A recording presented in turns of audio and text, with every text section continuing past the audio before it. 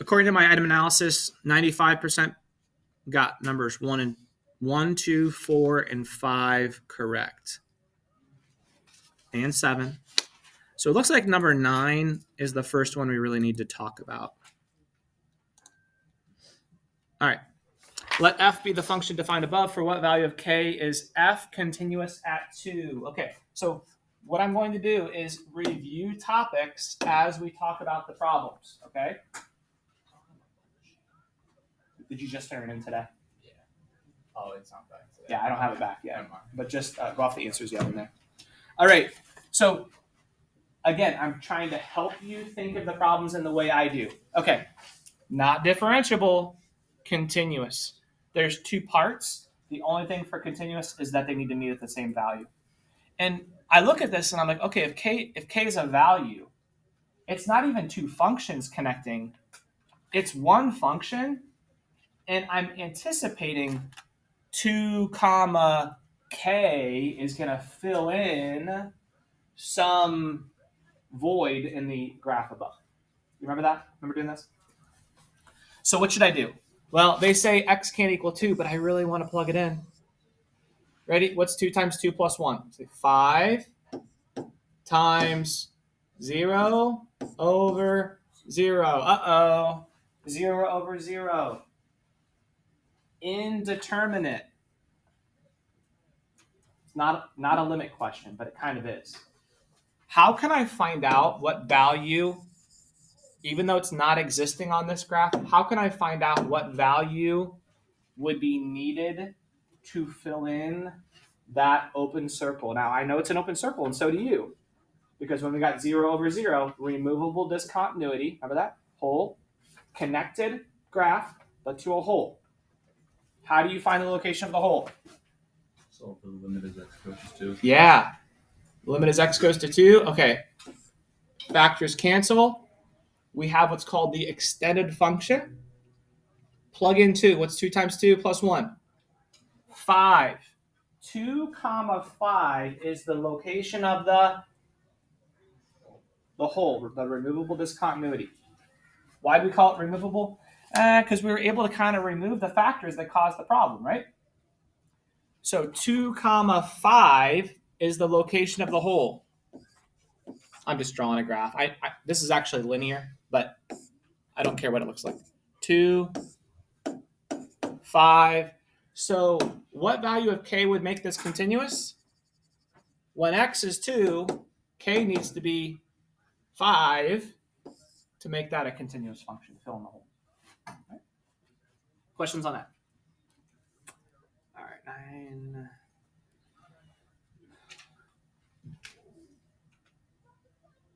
$11, you guys did pretty well on. Questions on that? 11.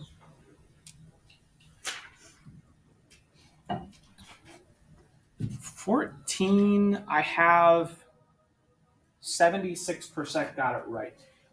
That's pretty good, actually. Do you want to talk about it still? Tell you what, I'm not going to let you answer that. I'm going to at least touch on it, okay? Because this is a very popular question on the AP test, so it's worth talking about. If f is this and g is this, then the derivative of f of g of x. Okay, I wish right now that this problem is screaming a topic to you. Derivative of f of g of x. What topic is it screaming to you? Chain rule. It's a function inside of a function, and it's taking the derivative of a composite function. What is the derivative, generically? What is the derivative of f of g of x? Well, what does the chain rule tell us to do? Take the derivative of the, what's my saying every time we do a chain rule? Take the derivative of the outside. Well, what's the outside, f or g? F. What's the derivative of the outside? F prime. Leave the inside alone. Times the derivative of the inside. Do you agree that is the definition of the chain rule? Generically. I don't care what functions they are. Okay. at x equals 3, f prime of g of 3 times g prime of 3. So here's my plan. I'm going to find g of 3. That value I'm going to plug into f prime's function. I'm going to multiply that times 3 plugged into g prime's function. All right? So I need g of 3 first. G of 3 is 7, right? F prime of 7 times, well, what's g prime? Just 3. Okay, what's g prime of 3? It's always 3, isn't it? Do you agree? So now the last thing I need is f prime of 7. Well, f prime of x is 1/2. Ooh, it's its own chain rule. 1/2, leave the inside alone. Subtract 1 from the exponent times the derivative of the inside. Well, that 2 and that 2 cancel. This is x over the square root of x squared minus 4. And this is f prime of x. What do I want to plug in? 7. F prime of 7 is 7 over the square root of 7 squared minus 4. 45. And what am I doing with these values? I'm taking f prime of 7, which is 7 over the square root of 45,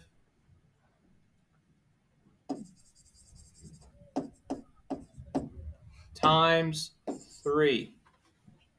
21 over the square root of 45. I would not jump straight to rationalizing the denominator if I don't have to. I would look at the answers. It's multiple choice. Do we see any of those answers there? No. So we have to do. I'm not going to rationalize because I do see square roots in the denominator, don't you? So what is the square root of 45? It's square root of, what makes 45? 9 times 5. What's the square root of 9?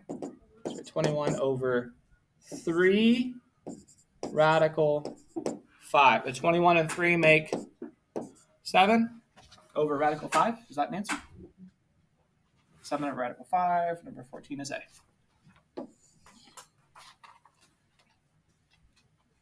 Does that make sense? That is definition chain rule. Definition of the chain rule right there. Okay, are there other ways to do it? How many of you took 3x minus 2 and literally plugged it in for f's input, x? Okay. And did you like that better than the way I did it? It gets messy, doesn't it? It's a messy derivative. And I should have started off by addressing that. I apologize. I automatically go to this process because I know they're trying to trap you. They're like, oh, pre-calc students, they're just going to plug that in. They're going to find f of g of x and then take the derivative. Sometimes it's easier, but think about it. What's easier here, right? I think it's easier to do it this way in this problem. All right, that was 14. We didn't do 15, did we? All right, 16 was the next one. And 16 was a little rough. All right, a particle moves along the x-axis with its position at time t given by x of t, where a and b are constants, for which of the following values is the particle at rest. I've already worked this one out, and I'm just going to show it to you guys. If you want to see it in more detail, you can. But the key here is you want to find the derivative of position to get velocity, and find out the time or times where that velocity is 0. So the derivative of position is velocity, and this derivative requires a PR, which stands for product rule. Product rule. Now, could you FOIL this out and take the derivative as a polynomial? Yeah. All right. First times, what's the derivative of the second with respect to t? 1 plus the second times the derivative of the first. 1 So we have 2t minus a minus b, and we want to find out where that equals 0. We're solving for t. Add a, add b, divide by 2. A plus b over 2. Does that make any sense at all? Are we correct in this? Awesome.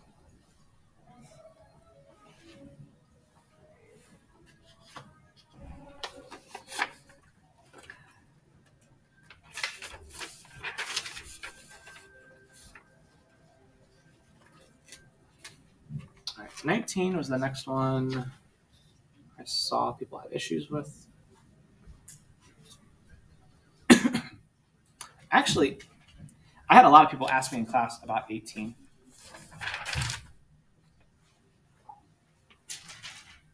Oh shoot, I don't know if I did not copy the item analysis for number 18. Can you guys raise your hand? How many of you got 18 right? Okay. All right.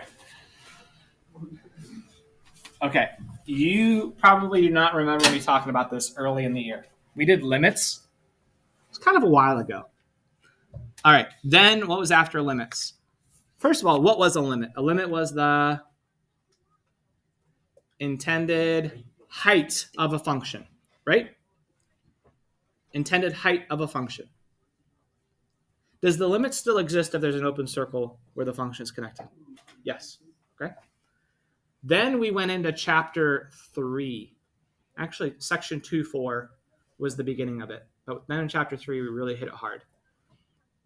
How can a limit be applied to an instantaneous rate of change? How can we find an instantaneous rate of change from a limit? Okay. Quick crash course, because you guys need this. It's been a while. All right.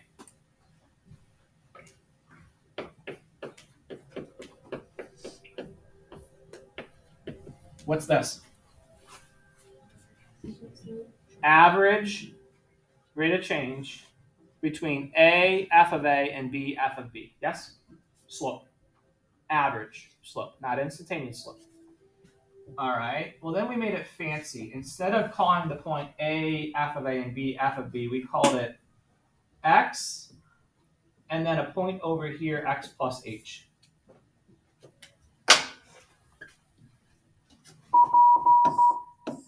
X plus h, right? We had f of x, we had f of x plus h.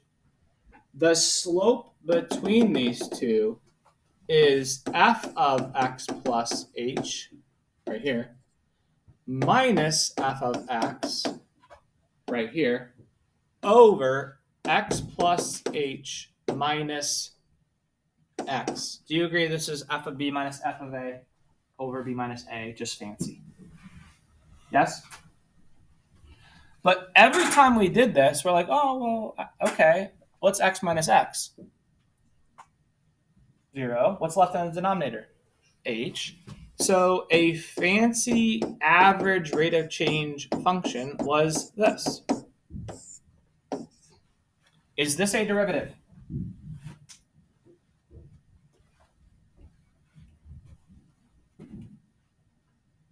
Is this a derivative? No. What is that? Average rate. Still average rate of change. We have not gotten to calculus yet. Okay? Mom still asked you, how fast were you driving home on average? 50. No, I want to know how fast were you traveling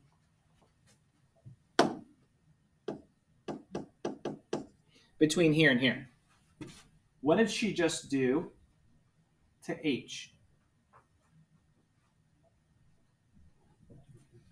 H decreased. Do you agree? H might have been 1/2. Now h is like an 1/8. I don't know. And then that wasn't good enough for her. Guess what she does again? Makes x plus h over here. And now what's happening to my average rate of change? It's getting to be a better and better and better estimate, approximation for the instantaneous rate of change at x, isn't it? This is no longer an algebra problem of slope between 2 points. We are making h go close to 0. We're making the interval of time get close to 0. Now it's a calculus problem. We've put the problem into motion. What is this thing now? The formal definition of a derivative. That was section 2.4. And then all of chapter 3, power rule, okay, for polynomials, exponential powers, log powers, trig derivatives. We learned all the shortcuts. Did we use this anymore? No. What was this used for? Derivatives, the old-fashioned way, right? All right, fast forward.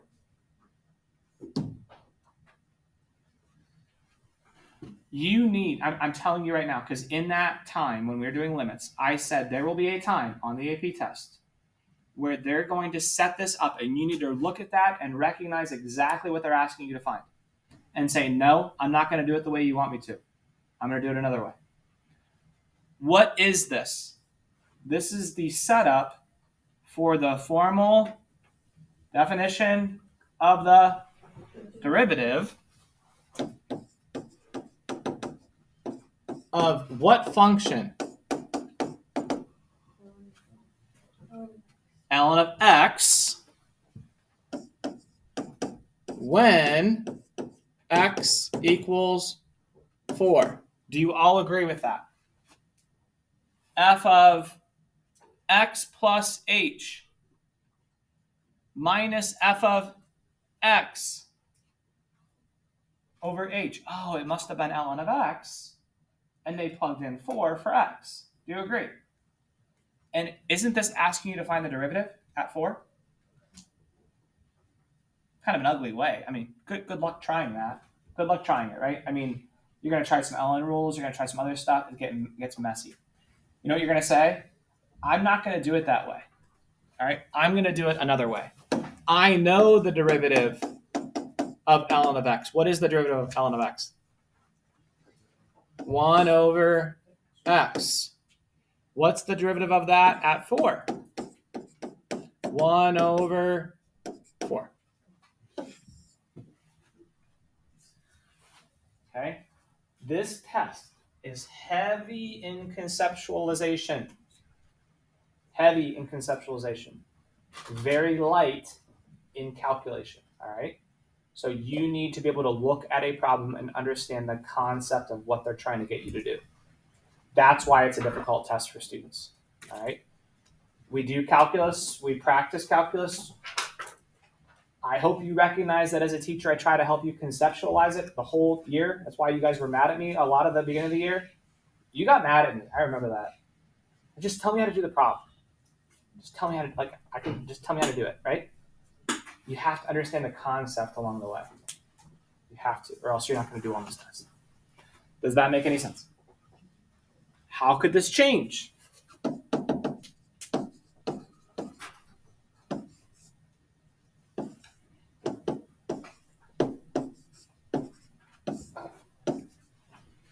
What if you see that? Are you going to solve it that way? Are you going to multiply by the conjugate pair top and bottom and reduce the... No. What are you going to do? You're going to say that's a derivative question. When f of x is square root of x, when x is 3, I know the derivative of the square root of x. It's 1 over 2 radical x. And when x is 3, 1 over 2 radical 3. Done. Okay? That's the concept. All right, that was 18, 19.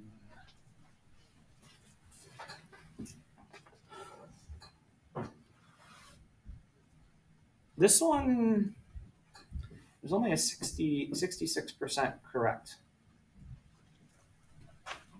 Walk me through this. How many of you need to see it? You want to say it? Okay. The function f is defined by x over x plus 2. What points on the graph have the property that the line tangent to f at xy has a slope of 1/2?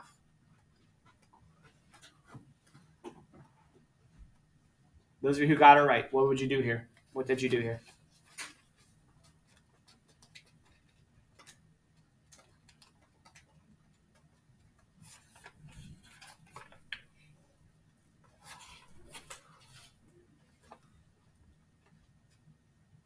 Nobody got it right and knows what they did right. Knows what they did. Avery. So we first found the derivative. Let's do it.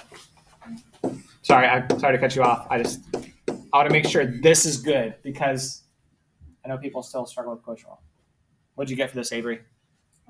Like my final derivative. And walk me through it. Low. What's d high?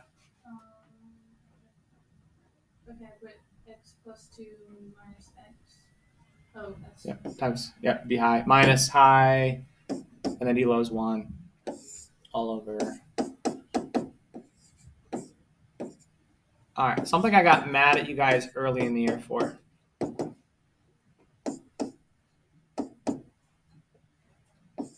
It's not going to happen here. I'm going to do it anyway. I'm going to do it right. You could keep the parentheses here for now. Can I cancel an x plus 2 with one of the factors of x plus 2 in the denominator? No, because there is subtraction. If it were multiplication, then yes. Subtraction, no. Okay? So don't do it. All right. The parentheses don't matter anymore. X minus x is 0. I get 2 over the quantity x plus 2 squared. Okay, Avery. Sorry to interrupt. Go ahead. And then we set it equal to 1/2. Why? Because that was the slope. Yeah. So what points on the graph of f have the property that the line tangent to f at xy has a slope of 1/2?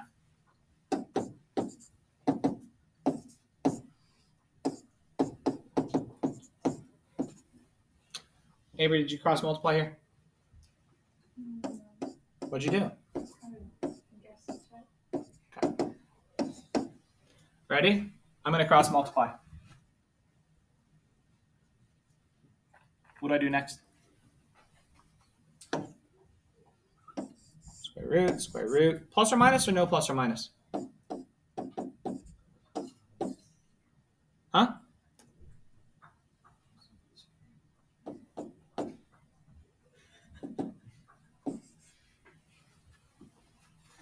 Okay.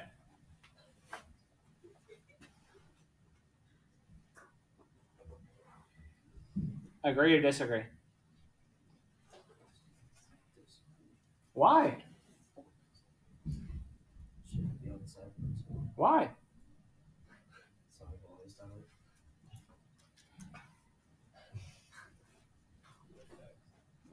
That's a legit argument. That's how you've always done it. Try that when you get married. Try that argument. Why'd you leave the towel on the bathroom floor? I've always done it. Socks right by the bed? Always done it that way. Not gonna work at it. Understood.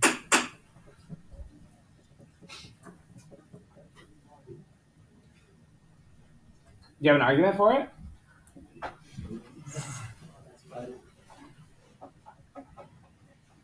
Actually, I had this conversation with another teacher in that department last week.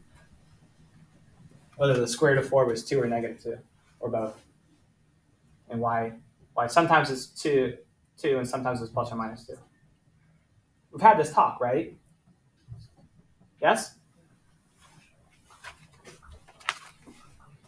I don't know if I want to do this right now. This class is exhausting. In a good way. Like, not you guys are exhausting. Like, teaching calculus is exhausting. I know, right? I agree. It's a hard class.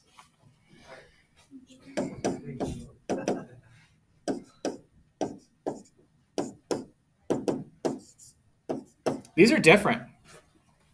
If I say x squared is 4, I have a number in my mind that when you square it, I get 4. What number is it? I'm sorry, it was -2. Okay? Let's try again. What number is it? Good. You got it right this time. Okay. It's either, isn't it -2 or 2? Because when you square root x squared, what's the square root of x squared?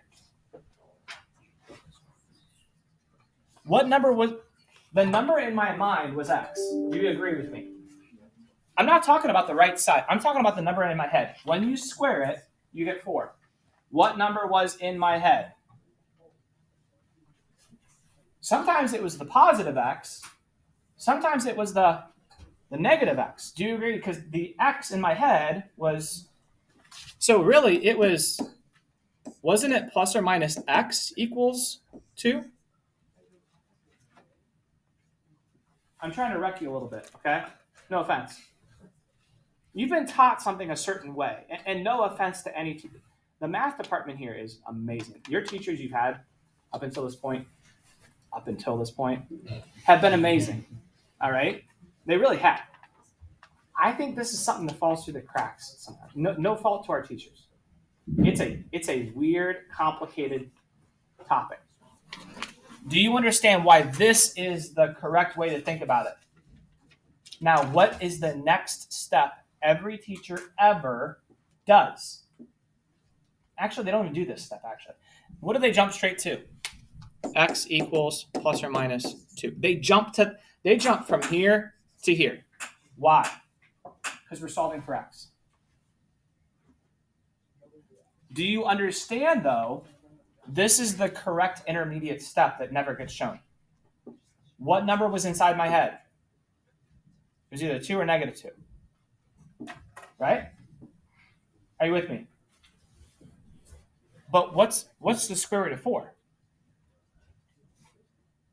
Just 2. The square root of 4 is 2. It's not saying what number is squared to give you 4. That was this question. What number squared gives you 4? 2 and -2. If you type in the square root of 4 in your calculator, what's it going to give you? 2. If I want anything else, I would have to put a plus or minus out in front of it. That's not what's here. This is the difference between y equals the square root of x and y equals x. Nope. Y squared equals x. The blue is y squared equals x. The green is y equals the square root of x. One's a function, one's not. One, you'll get -2 and +2 out of it. One, you'll just get +2 out of it. Did that make any sense at all?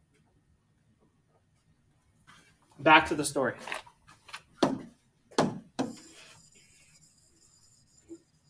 I seriously go home exhausted. I'm sorry. I'm not trying to complain. It's fun. It's nerdy. But do you guys even care? Do you care about this? Okay, good. I made a difference today. One Wendy at a time. All right. So when you square root x plus 2 squared, if you told me the square root of 4 is 2, you got to stick with that. Right? What's the square root of 4? 2. Yes? So really, when I uncover that square root, the plus or minus goes on that side. Now, I'm okay if you automatically move it over because you're little trained monkeys and have always done it that way. Okay? I get it. No offense. So what? Well, can't I multiply by a plus or minus on both sides? I'm going to deal with the +2. Subtract 2 from both sides. If this is +2, what's 2 minus 2? What's -2 minus 2? Do both of those work?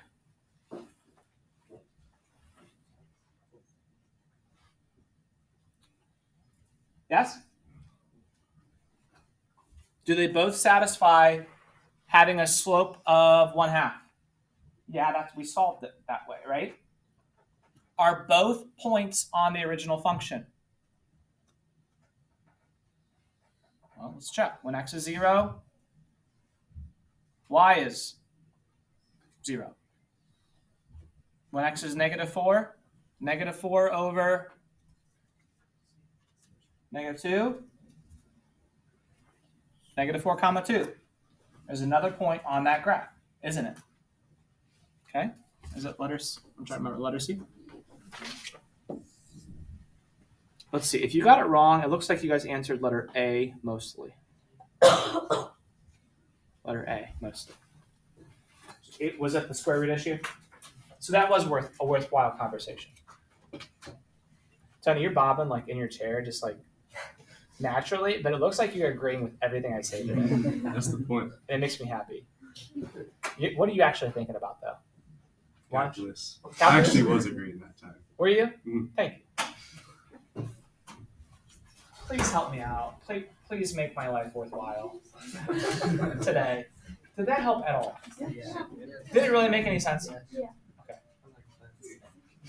Luke, is that you? You liked what you said? Warm my heart on this cold day. All right.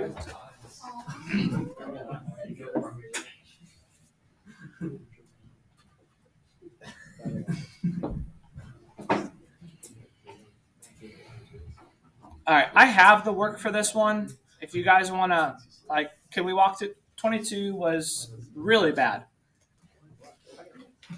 For the sake of time, are you guys okay with checking the work I already have up here? But I will walk you through it. Yes? Here we go. Absolute maximum. Okay, we have F. Did you use the quotient rule? Low, D high, minus high, low. Okay. 1 minus ln x over x squared. Step 1, first derivative test. Take the derivative. Step 2, set it equal to 0 to get smooth critical points. The only time a fraction can equal 0 is when its numerator equals 0, right?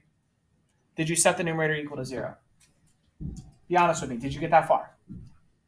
How many of you got the correct derivative? Good. Next step. Set the numerator equal to 0. 1 minus ln x equals 0. Ln x equals 1. Did you swoop? Did you swoop? Do you know how to solve that? E to the 1 equals x. So x equals e. For those on a slight delay, here we go. E to the 1 equals x. I think that's what you guys call the swoop, right? X equals e is a critical point. Critical point. It goes on our number line.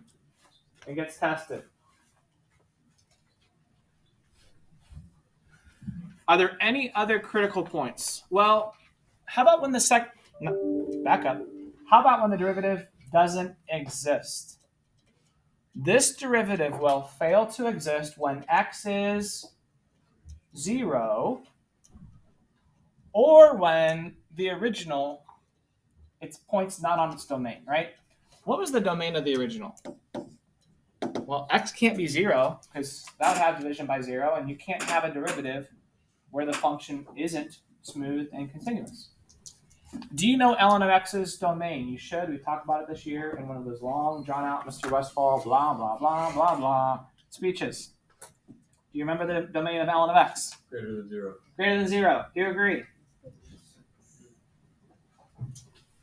I drew out ln x.